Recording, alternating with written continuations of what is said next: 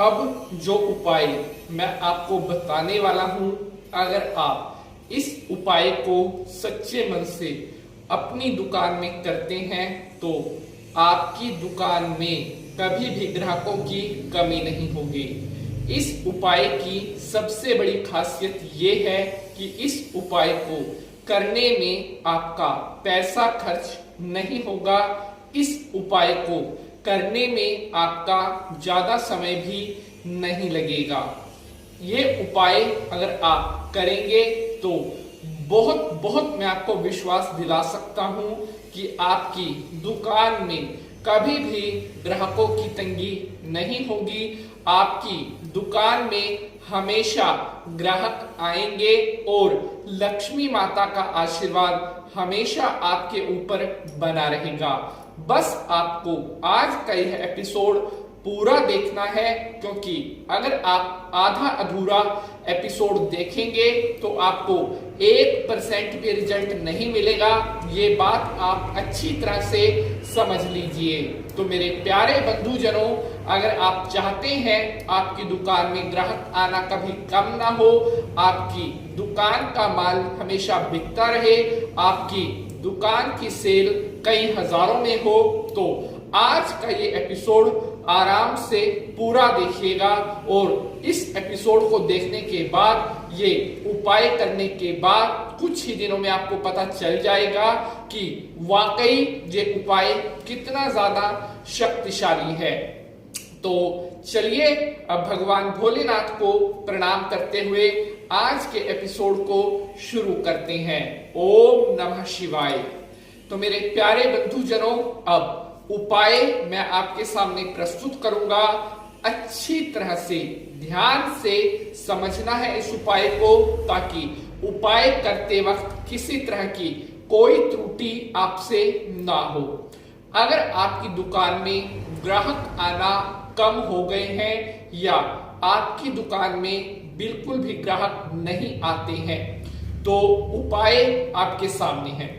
आपने मंगलवार के दिन या शुक्रवार के दिन से इस उपाय को शुरू करना है और हर मंगलवार या शुक्रवार को ये उपाय दोबारा रिपीट करना है।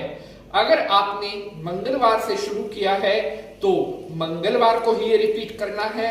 अगर आपने शुक्रवार से ये उपाय शुरू किया है तो दोबारा आपने शुक्रवार को ही रिपीट करना है। लगातार 108 दिन तक, लगातार 108 मंगल या शुक्रवार इस उपाय को आपने करना है। उपाय थोड़ा लंबा बेशक है, लेकिन इस उपाय को करने के बाद आपकी दुकानदारी बहुत लंबे समय तक जमने वाली है। आपकी दुकानदारी में कभी कोई विघ्न, कोई बाधा नहीं होगी।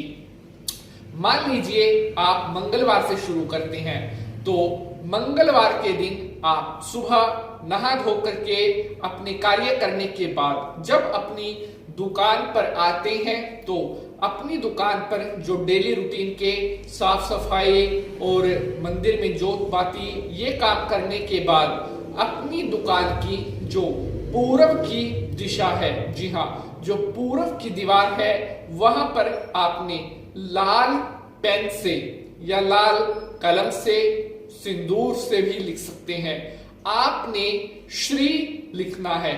साइड में यहां पर मैं शो कर रहा हूं कि क्या लिखना है। श्री लिखना है 7 बार, छोटे छोटे आकार में आप लिख सकते हैं। 7 बार पूर्व की दीवार पर श्री लिख दें। मंगलवार को अगर शुरू किया है तो अगले मंगलवार को इसी के ऊपर फिर से आपने लिखना है।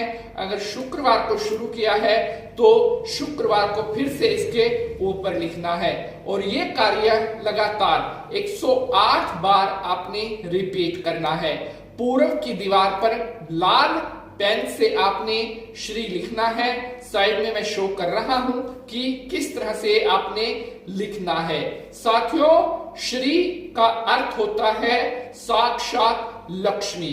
अगर आप अपनी दुकान पर साक्षात लक्ष्मी माता का वास चाहते हैं, अगर आप चाहते हैं आपकी दुकान पर कभी भी धन की कमी ना हो, तो केवल और केवल माता लक्ष्मी ही है जो आपकी इस मनोकामना को पूर्ण कर सकती है।